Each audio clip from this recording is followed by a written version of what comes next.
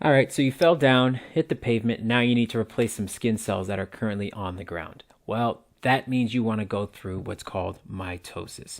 Mitosis is anytime you make somatic cells, and somatic cells are anything that is not sperm or eggs.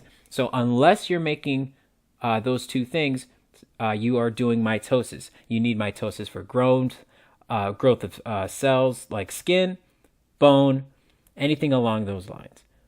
The actual song and dance of division is called M phase, and that's when you see like the chromosome split and the separation of one cell into two. But before that happens, you need to go through the longer phase known as interphase. And this consists of three smaller phases, G1, S, and G2. G1 is our first stop or our first instance here. And let's actually make a list of chromosomes that we want to keep track of. Let's say that you have one pair, and that means that you have two chromosomes. Whoops. Chromosomes. And we're going to call this a diploid set. We're going to say that this is a complete set of information. Diploid means that you have both mom and dad's information, right? Whereas haploid means you only have one, right? Haploid means that you only have half of the info needed. And so what we're going to do is we're going to keep track of what's diploid and versus a haploid versus chromosome count. And that's going to help us make much more sense overall in everything that we encounter in the rest of this course. So G1, you start off with one pair, which is two chromosomes, and we're going to consider this diploid. And in G1, that you're going to see duplication of organelles, such as cytosol, ribosomes, things along those lines. But it's not until you get to S phase, which is, you can see by the pie chart here, the largest and longest phase. It takes up half of the 24-hour cycle that is cell division. S phase is when the DNA is replicated. And it's here that you're going to go from two chromosomes to four, and it's still considered diploid. Well, that doesn't make sense, right? Into some people's heads, how is it that you can have a doubling, but that doesn't have like its own name or something like that? Diploid is referring to the fact that mom and dad's information is there. S phase duplicates that information, but it's still the same information. You just have two copies of it now, so that it'll eventually split into two different cells. What's really important here is to remember that in mitosis, you start diploid and you end diploid. All right, so you have two chromosomes going into four. So we can consider that two pairs. That's fine as well. So now we go into G2. That's when you're going to see more organelle growth. That's when you're going to see a duplication of other things. But more importantly, it's more like a spell check. And this makes sure that DNA has been replicated properly and makes sure that the organelles are in place, ready for the song and dance that is M phase, the mitotic division. And this is where you're going to see P, mat. This is where you're going to see prophase, metaphase, anaphase, and telophase. So let's get into that right now. P mat, prophase. We're going to start off with dad's chromosome, mom's chromosome. This is typically what we'll think of when we think of chromosomes being in prophase, which is when they start condensing and you can see the actual formation of DNA into the larger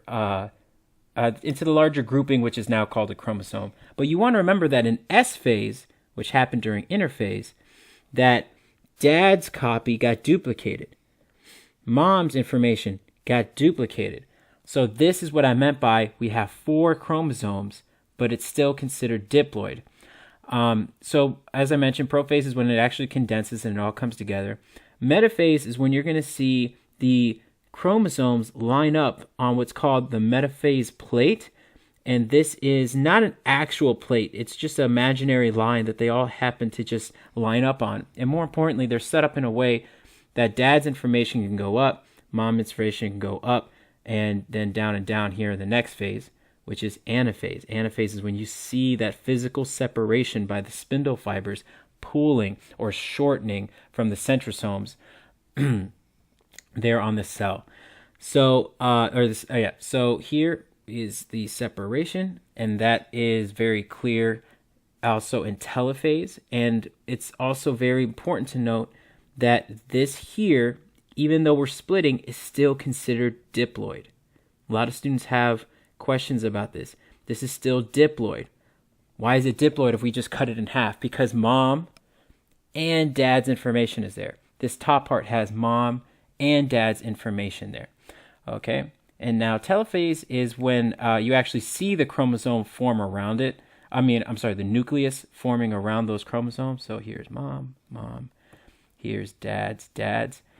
And then you see an actual nuclei form. And then cytokinesis is when you see the chromosomes split off. The cells split off.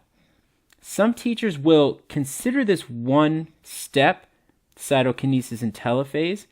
Some of them wanted to consider it separate. Whatever your teacher prefers is the right answer. Just make sure you understand what your teacher wants, and that'll ensure for a much higher grade. Some teachers also will include what's called metaphase, and this is like an in-between point of the prophase and metaphase. This is also a good time to pause the video and take notes on all these words you see here. These are some extra details that your teacher may or may not expect you to have. Best of luck on your exam. As a PS statement, I forgot to mention that during anaphase, I wanted to make sure that we included that the centrosomes, which are the cords that are pulling on these, which is better drawn here in metaphase. And here in metaphase, you can see that they attach. These are the microtubules that are coming from centrosomes. I'm going to draw it like kind of looks like this. You'll typically see it. It's kind of like a yellow or golden depiction of like a cube, and then you see strings coming out. So these here are centrosomes, one word, centrosomes. I'm just breaking it up here. All right, and then these are the microtubules right here. And what they attach to are right there. It's called centromeres.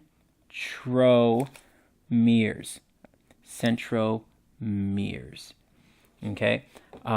So centrosomes use microfibers or microtubules to connect to the centromeres on the chromosomes. I wish that scientists would have used more distinctive names, but such is science, such is life. Best luck.